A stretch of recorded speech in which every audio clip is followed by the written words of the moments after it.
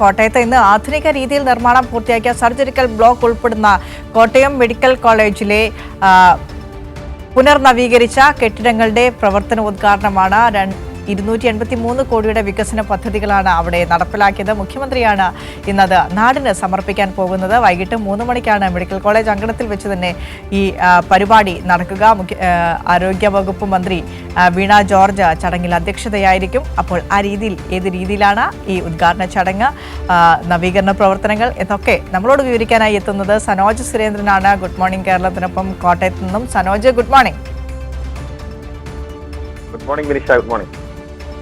Yes, രാവിലെ തന്നെ വന്നിരുന്ന നമ്മൾ ഗുഡ് മോർണിംഗ് കേരളത്തിൽ സംസാരിക്കുമ്പോൾ വളരെ പോസിറ്റീവായിട്ടുള്ള വാർത്തകൾ സംസാരിക്കുമ്പോൾ നമുക്ക് ഭയങ്കര ഊർജ്ജം തന്നെയാണ്. ഒരു വികസന പദ്ധതി പോലും അവിടെ നടക്കുന്നില്ല, വികസന മുരടിപ്പാണ് എന്ന് പ്രതിപക്ഷ നേതാവ് പറഞ്ഞ ഒരു ഘട്ടം, അത് കോട്ടയം മെഡിക്കൽ കോളേജിനെ കുറിച്ചായിരുന്നു. കോട്ടയം മെഡിക്കൽ കോളേജിനെ ചൂണ്ടിക്കാണിച്ചുകൊണ്ടായിരുന്നു പ്രതിപക്ഷ നേതാവ് ഒരിക്കൽ അങ്ങനെ പറഞ്ഞത്. സംസ്ഥാനത്ത് ഏറ്റവും കൂടുതൽ വികസന മുരടിപ്പുള്ള ഒരു മെഡിക്കൽ കോളേജ് എന്ന് പറയുന്നത് കോട്ടയം മെഡിക്കൽ കോളേജാണെന്ന്. പക്ഷേ അന്നും അതായിരുന്നില്ല വസ്തുത, ഇന്നും അതല്ല വസ്തുത. അന്നുണ്ടായിരുന്നതിലും കൂടുതൽ മെച്ചപ്പെട്ടു വരികയാണ്.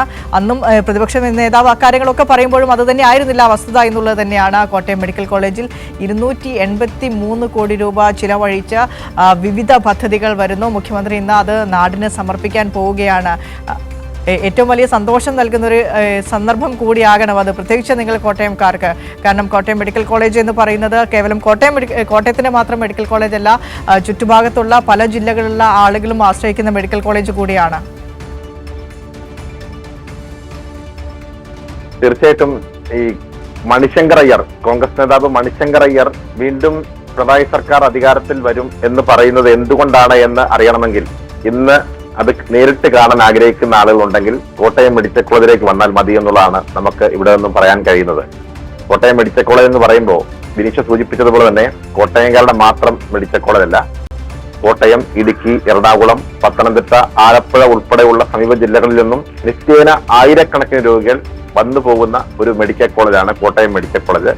ഇവിടെ മാത്രമല്ല, മറ്റ് ജില്ലയിൽ നിന്നും ഒപ്പം തന്നെ സംസ്ഥാനത്തിന് പുറത്തുനിന്നും വിദഗ്ധ ചികിത്സയ്ക്കായി ആളുകൾ വന്നു ചേരുന്ന ഒരു ഇടം കൂടിയാണ്. ഒരുപക്ഷെ കഴിഞ്ഞ 10 വർഷം മുമ്പ് കോട്ടയം മെഡിക്കൽ കോളേജിൽ വന്നു പോയിട്ടുള്ള ആളുകൾക്ക് ഇപ്പോൾ ആ മെഡിക്കൽ കോളേജിൽ പിന്നീട് 10 വർഷങ്ങൾക്ക് ശേഷം വീണ്ടും വരികയാണെങ്കിൽ ഈ ആശുപത്രി സമുച്ചയത്തിലെത്തുമ്പോൾ അവർക്ക് ഈ ആശുപത്രി മാറിപ്പോയിട്ടുണ്ടോ എന്ന് വരെ സംശയം തോന്നാം. അത്തരത്തിലുള്ള കണ്ണഞ്ചിപ്പിക്കുന്ന വികസനമാണ് കഴിഞ്ഞ 10 വർഷത്തിനിടയിൽ കോട്ടയം മെഡിക്കൽ കോളേജിൽ നടപ്പാക്കിയത്. ഇത് നമ്മളൊരു വാർത്തയുടെ പേരിൽ അലങ്കാരികമായി പറയുന്ന ഒരു വാക്കുകൾ മാത്രമല്ല, അത് നേരിട്ട് വന്ന് കാണുമ്പോൾ അത് ബോധ്യപ്പെടും. അതിന്റെ പ്രവേശന കവാടം മുതൽ കയറി ഇറങ്ങി സൂപ്പർ സ്പെഷ്യാലിറ്റി ബ്ലോക്ക് ഉൾപ്പെടെ ഇപ്പോൾ പണി പൂർത്തീകരിച്ച കെട്ടിടത്തിന്റെ സമുച്ചയം ഉൾപ്പെടെ മടങ്ങിപ്പോകുമ്പോൾ തിരിച്ചിറങ്ങുന്ന കവാടം ഉൾപ്പെടെ അടിമുടി മാറിയിരിക്കുകയാണ് കോട്ടയം മെഡിക്കൽ കോളേജ്. മാത്രമല്ല, കോട്ടയം മെഡിക്കൽ കോളേജിൽ അവയവ മാറ്റവുമായി ബന്ധപ്പെട്ടുകൊണ്ട് ഹൃദയമാറ്റിവെക്കൽ ശസ്ത്രക്രിയ രാജ്യത്ത് നടപ്പാക്കുന്ന പ്രധാനപ്പെട്ട മെഡിക്കൽ കോളേജുകളിൽ ഒന്നായി കോട്ടയം മെഡിക്കൽ കോളേജ് മാറുകയാണ്. അപ്പോ ഇതിന്റെ എല്ലാ ഉദ്ഘാടന പ്രവർത്തനങ്ങൾ കഴിഞ്ഞ കുറച്ച് വർഷങ്ങളായി കോട്ടയം മെഡിക്കൽ കോളേജ് ആശുപത്രിയിൽ നടപ്പാക്കിയ വിവിധ വികസന പദ്ധതികളുടെ ഉദ്ഘാടനം ഇന്ന് കേരളത്തിന്റെ മുഖ്യമന്ത്രി നിർവഹിക്കുകയാണ്. 1-2 കോടി രൂപയല്ല, ഏകദേശം 283 കോടി രൂപ ചെലവഴിച്ചുകൊണ്ട് പണി കഴിച്ച സൂപ്പർ സ്പെഷ്യാലിറ്റി ബ്ലോക്കിന്റെ സർജിക്കൽ ബ്ലോക്കിന്റെ ഉദ്ഘാടനമാണ് ഇന്ന് മുഖ്യമന്ത്രി നിർവഹിക്കുന്നത്. ഇതിനോടനുബന്ധിച്ച് തന്നെ മറ്റൊരു സൂപ്പർ സ്പെഷ്യാലിറ്റി ബ്ലോക്ക് കൂടി പണികഴിക്കുന്നുണ്ട്. അതിന്റെ നിർമ്മാണ പ്രവർത്തനങ്ങളും അതിവേഗത്തിൽ മുന്നോട്ട് പോവുകയാണ്. അതും വൈകാതെ തന്നെ നാടിന് സമർപ്പിക്കപ്പെടും. എന്തായാലും ഇന്ന് ഉച്ച കഴിഞ്ഞ് 3 മണിക്ക് മെഡിക്കൽ കോളേജ് അങ്കണത്തിൽ നടക്കുന്ന ചടങ്ങിൽ മുഖ്യമന്ത്രി പിണറായി വിജയനാണ് ഇത് നാടിന് സമർപ്പിക്കുന്നത്. സർജിക്കൽ ബ്ലോക്കിനൊപ്പം 14 വികസന പദ്ധതികൾ കൂടി മുഖ്യമന്ത്രി ഉദ്ഘാടനം ചെയ്യുന്നുണ്ട്. അത് ഞാനൊന്ന് ചുരുക്കി പറയാം. 7.88 കോടി രൂപ ചെലവിട്ട് സ്ഥാപിച്ച കാത്ത് ലാബ്, ഒപ്പം തന്നെ 6 കോടി രൂപ ചെലവിടുന്ന പാരാമെഡിക്കൽ ഹോസ്റ്റലിന്റെ പൂർത്തിയാക്കിയ 1ാം ഘട്ടത്തിന് ഉദ്ഘാടനം, 4.28 കോടി രൂപ ചെലവിട്ട് ക്യാൻസർ ബ്ലോക്കിൽ സ്ഥാപിച്ച CT സ്കാനിംഗ് സംവിധാനത്തിന്റെ ഉദ്ഘാടനം, 1.25 കോടി രൂപ ചെലവിട്ട് നവീകരിച്ച പ്രധാന കവാടം, 1.20 കോടി രൂപ ചെലവഴിച്ച ഗൈനക്കോളജി വിഭാഗത്തിൽ ഒരുക്കിയ മാതൃക നവജാത ശിശു പരിചരണ യൂണിറ്റിന്റെ ഉദ്ഘാടനം, അങ്ങനെയുള്ള വിവിധ പദ്ധതികളാണ് മുഖ്യമന്ത്രി ഉദ്ഘാടനം ചെയ്യുന്നത്. ഇത് കിഫ്ബിയെ കുറിച്ച് പലപ്പോഴും പലതരത്തിലുള്ള ആക്ഷേപങ്ങൾ ഉണ്ടായിട്ടുണ്ടെങ്കിലും കിഫ്ബിയിലൂടെ പണം ചെലവഴിച്ച് 257 കോടി രൂപ ചെലവിട്ട് 33,642 ചതുരശ്ര മീറ്ററിലാണ് സർജിക്കൽ ബ്ലോക്ക് സജ്ജമാക്കിയിട്ടുള്ളത്. ഇവിടെ 526 കിടക്കകൾ, 44 ICU കിടക്കകൾ, 14 ഓപ്പറേഷൻ തിയേറ്ററുകൾ എന്നിവ പുതിയ ബ്ലോക്കിലുണ്ട്. 256 CT സ്കാൻ, ഒപ്പം തന്നെ 3 ടെസ്റ്റ് MRI, ആധുനിക ഡിജിറ്റൽ റേഡിയോഗ്രാഫി മെഷീൻ, അങ്ങനെ ഉൾപ്പെടെ വിവിധങ്ങളായ വികസന പദ്ധതികളാണ് ഇന്ന് നാടിന് സമർപ്പിക്കപ്പെടുന്നത്. പലപ്പോഴും മെഡിക്കൽ കോളേജ് ആശുപത്രിയിൽ എത്തുമ്പോൾ ആളുകൾ പറയുന്നത് വരാന്തയിൽ കിടക്കുന്ന രോഗികളെ കാണാൻ കഴിയുന്നുണ്ടായിരുന്നു എന്ന് പറയാറുണ്ട്. അത് 10 വർഷം മുമ്പ് ഒരുപാട് ആളുകൾ അത്തരത്തിൽ വരാന്തകളിൽ കിടക്കുന്ന കാഴ്ചകൾ നമുക്ക് കാണാൻ കഴിയുമായിരുന്നു. ഇന്ന് പല ബ്ലോക്കുകളിലും അത്തരത്തിലുള്ള കാഴ്ചകൾ പൂർണ്ണമായും ഇല്ലാതായി മാറിയിരിക്കുന്നു. ഒറ്റപ്പെട്ട ഇടങ്ങളിൽ അത്തരത്തിലുള്ള കാഴ്ചകൾ ഇപ്പോഴും ചിലപ്പോൾ കണ്ടേക്കാം. അതിന്റെ ഭാഗമായി ഇനിയും വികസന പ്രവർത്തനങ്ങൾ അവിടെ നടന്നുകൊണ്ടിരിക്കുകയാണ്. കാരണം 100 പേർക്ക് ചികിത്സ കൊടുക്കാൻ കഴിയുന്ന ഒരു ഇടത്തേക്ക് 1000 രോഗികൾ ഒരുമിച്ചെത്തുമ്പോൾ ഉണ്ടാകുന്ന തിരക്ക് കോട്ടയം മെഡിക്കൽ കോളേജിലുണ്ട്. അതിൻ്റെതായ ബുദ്ധിമുട്ടുകളുണ്ട്. അതൊക്കെ പരിഹരിക്കുന്നതിന്റെ ഭാഗമായിട്ടുള്ള വികസന പ്രവർത്തനങ്ങൾ അതിവേഗത്തിൽ മുന്നോട്ട് കൊണ്ടുപോയിക്കൊണ്ടിരിക്കുകയാണ്. അതിന്റെ ഏറ്റവും ഒടുവിലത്തെ ഒരു ഉദാഹരണം എന്ന നിലയിലാണ് ഇന്നത്തെ ഈ ഉദ്ഘാടന ചടങ്ങുകൾ നടക്കുന്നത്. കൂടികളുടെ ഉദ്ഘാടന ചടങ്ങാണ് നടക്കുന്നത്. ഒപ്പം തന്നെ മുഖ്യമന്ത്രി ഇന്ന് 3 മണിയോട് മുഖ്യമന്ത്രിയെ സംബന്ധിച്ച് ഇന്ന് 3 പ്രധാനപ്പെട്ട പരിപാടികളാണ് മുഖ്യമന്ത്രിക്കുള്ളത്. അതായത് ഈ കോട്ടയം മെഡിക്കൽ കോളേജിന്റെ ഉദ്ഘാടനം, അതിനുശേഷം കേരള സ്കൂൾ ടീച്ചേഴ്സ് അസോസിയേഷന്റെ സംസ്ഥാന സമ്മേളനത്തിന്റെ ഉദ്ഘാടനം മുഖ്യമന്ത്രി തിരുനക്കരയിൽ നിർവഹിക്കും. പിന്നീട് മുഖ്യമന്ത്രി പോകുന്നത് ഇരവിപേരൂരിലേക്കാണ്. നമുക്കറിയാം, കേരളത്തിന്റെ നവോത്ഥാന മുന്നേറ്റത്തിന് വഴി തുറന്ന ശ്രീ കുമാരഗുരുദേവന്റെ ജന്മദിനാഘോഷവുമായി ബന്ധപ്പെട്ടുകൊണ്ടുള്ള പൊതുസമ്മേളനവും PRDSന്റെ നേതൃത്വത്തിൽ സംഘടിപ്പിക്കപ്പെടുമ്പോൾ അതും മുഖ്യമന്ത്രി ഉദ്ഘാടനം ചെയ്യുന്നുണ്ട്. ബിനിഷ. യെസ്, ഏറെ സന്തോഷം നൽകുന്ന കാര്യം തന്നെയാണ് കോട്ടയം മെഡിക്കൽ കോളേജിൻ്റെ വികസന പദ്ധതികൾ. സനോജ് സൂചിപ്പിച്ചതുപോലെ തന്നെ കോട്ടയം മെഡിക്കൽ കോളേജിനെ സംബന്ധിച്ച് അന്താരാഷ്ട്ര നിലവാരത്തിലേക്ക് അത്യാധുനിക ലെവലിലേക്ക് പോകുന്നത് ഏറ്റവും കൂടുതൽ ഒരു മെഡിക്കൽ കോളേജിനെ ആശ്രയിച്ച് കഴിയുന്ന രോഗികൾക്ക് കിട്ടുന്ന ഏറ്റവും വലിയ ആശ്വാസമാണ്. നമ്മളെന്ന നാട്ടുവണ്ടി വോട്ടുയാത്രയുമായി ബന്ധപ്പെട്ട അവിടെ ആളുകളുടെ പ്രതികരണം ആരാഞ്ഞപ്പോഴും കോളേജ് അത് മൊത്തം നടന്ന് കണ്ടപ്പോഴും നമുക്കത് മനസ്സിലായതാണ് ഏത് രീതിയിലാണ് വികസന പ്രവർത്തനങ്ങൾ. ആശുപത്രിക്കെതിരെയുള്ള എല്ലാ വിമർശനങ്ങളെയും അവിടെ നേരിട്ട് ചെന്ന് കണ്ട് തന്നെ മനസ്സിലാക്കിയെടുക്കണം. എന്തൊക്കെ തരത്തിലുള്ള ചികിത്സകളാണ് അവിടെ ലഭിക്കുന്നത്, എന്തൊക്കെ തരത്തിലുള്ള വികസന പദ്ധതികളാണ് അവിടെ നടപ്പിൽ വരുത്തിയിട്ടുള്ളത്. പ്രതിപക്ഷ നേതാവിനുള്ള ഒരു മറുപടി കൂടിയാകുമല്ലേ ഇന്നത്തെ ഒരു ഉദ്ഘാടന ചടങ്ങ് എന്ന് പറയുന്നത്?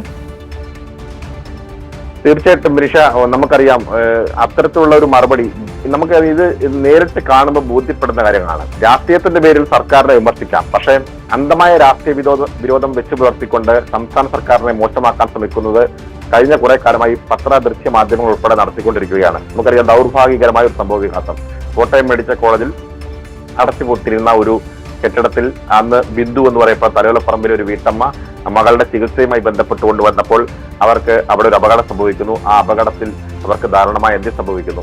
ആ സംഭവ വികാസത്തിന്റെ പേരിൽ മെഡിക്കൽ കോളേജ് സംവിധാനം ആകെ മോശമാണ് എന്ന് വരുത്തി തീർക്കാൻ വേണ്ടിയുള്ള ബോധപൂർവമായ പരിശ്രമം ചില കോണുകളിൽ നിന്നുമുണ്ടായി. ഇതിന്റെ ഭാഗമായി കൊള്ള ലാഭം കൊയ്യുന്നത് കോട്ടയത്തെ പരിസര പ്രദേശങ്ങളിലെ സ്വകാര്യ ഹോസ്പിറ്റലുകളായിരുന്നു. ആ സമയത്ത് കോട്ടയം മെഡിക്കൽ കോളേജിൽ അല്പം തിരക്ക് കുറയുകയും സമീപ പ്രദേശങ്ങളിലെ സ്വകാര്യ ആശുപത്രികളിൽ ആംബുലൻസുകളുടെ നീണ്ട നിരയായിരുന്നു ആ ദിവസങ്ങളിൽ നമുക്ക് കാണാൻ കഴിഞ്ഞത്. കാരണം സാധാരണക്കാരന്റെ ആശ്രയ കേന്ദ്രമായിരുന്ന മെഡിക്കൽ കോളേജിനെ എങ്ങനെയെങ്കിലും തകർക്കുക, അതുവഴി ഇവിടുത്തെ സ്വകാര്യ ആശുപത്രികൾക്ക് കൊള്ളലാഭം കൊയ്യാൻ അവസരം ഉണ്ടാക്കി കൊടുക്കുക എന്ന് അവരുടെയൊക്കെ പരസ്യം പറ്റുന്ന ചില ദൃശ്യ മാധ്യമങ്ങളൊക്കെ തന്നെ ബോധപൂർവമായി വാർത്ത ചമഞ്ഞതിന്റെ ഭാഗമായി ആ സമയങ്ങളിൽ തെറ്റായ വാർത്തകൾ പ്രചരിപ്പിച്ചു.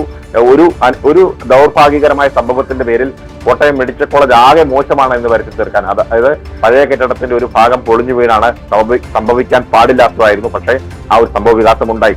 അതിന്റെ പേരിൽ പ്രത്യേകിച്ച് അന്ന് ഈ സർജിക്കൽ ബ്ലോക്കുമായി ബന്ധപ്പെട്ടുകൊണ്ട് അതിന്റെ നിർമ്മാണ പ്രവർത്തനങ്ങൾ അവസാന ഘട്ടത്തിലേക്ക് എത്തി നിൽക്കുകയാണ്. അപ്പോൾ തന്നെ സംസ്ഥാന സർക്കാർ പറഞ്ഞിരുന്നു, ഇതിന്റെ ഉദ്ഘാടന ചടങ്ങുകൾക്ക് വേണ്ടി കാത്തു നിൽക്കേണ്ടതില്ല, ഇതിന്റെ പ്രവർത്തനം വളരെ വേഗത്തിൽ നടത്താം, പിന്നീട് മുഖ്യമന്ത്രിയുടെ സമയം നോക്കി നമുക്ക് അതിന്റെ ഉദ്ഘാടന ചടങ്ങുകളിലേക്ക് പോകാമെന്ന് അറിയിച്ചിരുന്നെങ്കിൽ കൂടിയും ഈ ഡോക്ടർമാരുടെ ഒരു കരുതൽ എന്ന നിലയിൽ പ്രത്യേകിച്ച് ആശുപത്രി സൂപ്രണ്ട്, മറ്റ് പ്രിൻസിപ്പൽ ഉൾപ്പെടെയുള്ള ആളുകൾ, അതായത് വളരെ വേഗത്തിൽ എത്രയും വേഗം എല്ലാവിധ നിർമ്മാണ പ്രവർത്തനങ്ങളും പൂർത്തിയാക്കിയതിനു ശേഷം ഒരുമിച്ച് ഈ ബ്ലോക്കിലേക്ക് പ്രവർത്തനം മാറ്റാമെന്നുള്ളതായിരുന്നു അവർ ആഗ്രഹിച്ചിരുന്നത്. പക്ഷെ അതിനിടയിലാണ് ഈ ദൗർഭാഗ്യകരമായ സംഭവം ഉണ്ടായത്.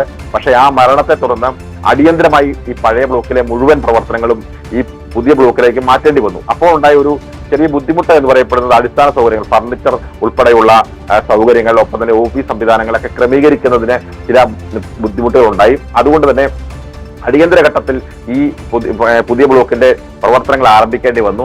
അത് ആദ്യഘട്ടങ്ങളിൽ ചില ബുദ്ധിമുട്ടുണ്ടായിരുന്നെങ്കിൽ കൂടിയും ഇപ്പോൾ അതിന്റെ എല്ലാവിധ പ്രവർത്തനങ്ങളും ഫർണിച്ചറും ഫിനിഷിംഗ് ഉൾപ്പെടെയുള്ള എല്ലാ നടപടിക്രമങ്ങളും പൂർത്തിയാക്കിയിട്ടാണ് ഇപ്പോൾ ഈ കെട്ടിട സമുച്ചയം മുഖ്യമന്ത്രി നാടിന് സമർപ്പിക്കപ്പെടുന്നത്. ഞാനിത് പറയുന്നത് എന്താണെന്ന് വെച്ച് കഴിഞ്ഞാൽ എത്രയോ മനുഷ്യരുടെ ഒരു ആശ്രയ കേന്ദ്രമാണ്. ഇപ്പോൾ ഞാനിത് സംസാരിക്കപ്പെടുമ്പോൾ എന്റെ സഹോദരിയുടെ ഒരു ട്രീറ്റ്മെന്റുമായി ബന്ധപ്പെട്ടുകൊണ്ട് ഇന്ന് പുലർച്ചെ 5 മണിക്ക് അവർ കോട്ടയം മെഡിക്കൽ കോളേജിലേക്ക് പോയിരിക്കുകയാണ്. വിദഗ്ധ ചികിത്സയ്ക്കായി ഏറ്റവും മെച്ചപ്പെട്ട ചികിത്സ ലഭിക്കുന്നതിന്റെ ഭാഗമായി കാഞ്ഞിരപ്പള്ളി ജനറൽ ആശുപത്രിയുടെ ഡോക്ടർ പറഞ്ഞതിന്റെ അടിസ്ഥാനത്തിൽ എന്റെ സഹോദരിയും ഹസ്ബൻഡും കൂടെ ആ മെഡിക്കൽ കോളേജ് ആശുപത്രിയിലേക്ക് അതിരാവിലെ പോയിരിക്കുകയാണ്. കാരണം ഈ പ്രദേശത്ത് ജില്ലയിൽ മാത്രമല്ല, അവർ പത്തനംതിട്ട ജില്ലയിലാണ്, അവർ രാവിലെ പോയിരിക്കുകയാണ്.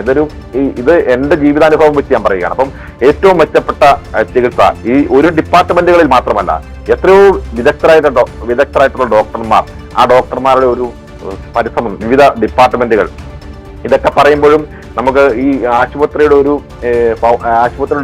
വികസനത്തിനും മുന്നേറ്റത്തിന് കേന്ദ്ര ബിന്ദുവായി പ്രവർത്തിച്ചത് ഒരുപക്ഷെ ജില്ലയുടെ ചുമതലയുള്ള മന്ത്രി VN വാസവൻ തന്നെയായിരിക്കും. ഞാൻ പലപ്പോഴും പലവിധ ആവശ്യങ്ങൾക്കായി മന്ത്രിയെ ബന്ധപ്പെടുമ്പോൾ ഈ ആശുപത്രിയിലെ ഡോക്ടർമാർക്ക് അറിയാവുന്നതിനേക്കാൾ കാര്യങ്ങൾ ഓരോ ഡിപ്പാർട്ട്മെന്റുകളിലും ഇന്ന യൂണിറ്റിൽ ഇന്ന ഡോക്ടർ വർക്ക് ചെയ്യുന്നുണ്ട് എന്ന് വ്യക്തമായി അറിയാവുന്ന ഒരു മനുഷ്യൻ. അങ്ങനെ ഈ ആശുപത്രി, മെഡിക്കൽ കോളേജ് ആശുപത്രിയുടെ മുക്കിലും മൂലയിലും ജോലി ചെയ്യുന്ന ഓരോ ഡിപ്പാർട്ട്മെന്റുകളെ കുറിച്ചും ആ ഡിപ്പാർട്ട്മെന്റുകളിലെ ജോലിക്കാരെ കുറിച്ചും ഒപ്പം തന്നെ അവിടെ എന്തെങ്കിലും കുറവുകൾ പോരായ്മകൾ വന്നാൽ ഉടൻ തന്നെ പ്രിൻസിപ്പലിനെയും സൂപ്രണ്ടിനെയും അല്ലെങ്കിൽ അതിന്റെ ഉയർന്ന തലത്തിലുള്ള ജീവനക്കാരെ അല്ലെങ്കിൽ ഉദ്യോഗസ്ഥരെ വിളിക്കുകയല്ല. ഏത് ഡിപ്പാർട്ട്മെന്റിലാണോ പ്രശ്നം ഉണ്ടാവുന്നത് ആ ഡിപ്പാർട്ട്മെന്റിലെ കസ്റ്റോഡിയൻ എന്ന നിലയിൽ HOD ആണെങ്കിൽ HOD അദ്ദേഹത്തെ നേരിട്ട് ബന്ധപ്പെട്ടുകൊണ്ട് ആ പ്രശ്നങ്ങൾ പരിഹരിക്കാൻ ഇടപെടുന്ന മന്ത്രി VN വാസവനെ നമ്മൾ പലപ്പോഴും നേരിൽ കാണുന്ന കാഴ്ച ഉണ്ടായിട്ടുണ്ട്. അപ്പൊ ഞാൻ പറഞ്ഞത് ഈ ആശുപത്രിയുടെ ഈ വികസനത്തിന് നാന്ദി കുറിക്കാൻ വേണ്ടി ഇടപെട്ട ഒരു പ്രധാനപ്പെട്ട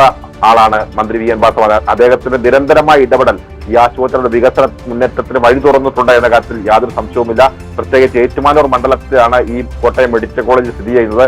അതുകൊണ്ട് തന്നെ അതിന്റെ എല്ലാവിധ വികസന പ്രവർത്തനത്തിലും മുന്നിൽ നിന്നുകൊണ്ട് നയിക്കാൻ മന്ത്രിക്ക് കഴിഞ്ഞിട്ടുണ്ട് എന്നതും ഏറെ പ്രധാനപ്പെട്ട ഒരു കാര്യമാണ്. എന്തായാലും ഈ ആശുപത്രി സമുച്ചയം ഇന്ന് നാടിന് സമർപ്പിക്കപ്പെടുമ്പോൾ ഈ നാടിനൊന്നാകെ, നമ്മുടെ മധ്യ തിരുവിതാംകൂറിലെ പ്രദേശത്തു നിന്ന് വരുന്ന സാധാരണക്കാരായിട്ടുള്ള രോഗികൾക്ക് ഏറ്റവും മെച്ചപ്പെട്ട ചികിത്സ ലഭിക്കാൻ കഴിയുന്ന ഒരു കേന്ദ്രമായി കോട്ടയം മെഡിക്കൽ കോളേജ് മാറുമെന്നുള്ള കാര്യത്തിൽ യാതൊരുവിധ സംശയവുമില്ല. അതുകൊണ്ട് തന്നെയാണ് കോൺഗ്രസ് നേതാവായിട്ടുള്ള മണിശങ്കർ അയ്യരെ പോലുള്ള ആളുകൾ കേരളത്തിലുണ്ടായ മാറ്റങ്ങൾ, നമ്മുടെ ആരോഗ്യരംഗത്തുണ്ടായ മാറ്റങ്ങൾ, ലോകരാജ്യങ്ങളെ കടത്തിവെട്ടുന്ന തരത്തിൽ ആയുർദൈർഘ്യത്തിലുണ്ടായ മുന്നേറ്റം, ഇതൊക്കെ നമ്മുടെ കേരളത്തിന്റെ ആരോഗ്യ മേഖലയിൽ നമ്മൾ ഉണ്ടാക്കിയ മുന്നേറ്റത്തിന്റെ ഭാഗമാണ്. ഒറ്റപ്പെട്ട ചില സംഭവ വികാസത്തിന്റെ പേരിൽ കേരളത്തിന്റെ ആരോഗ്യരംഗം വെന്റിലേറ്ററിലാണെന്ന് പറഞ്ഞ് പരിഹസിക്കുന്ന പ്രതിപക്ഷത്തിനുള്ള മറുപടി കൂടിയാണ് ഇന്നത്തെ ഈ ഉദ്ഘാടന ചടങ്ങ് എന്ന കാര്യത്തിൽ തർക്കമില്ല. വിനിഷ. ശരി, താങ്ക് യു സനോജാണ് വിശദാംശങ്ങൾ പങ്കുവച്ചത്.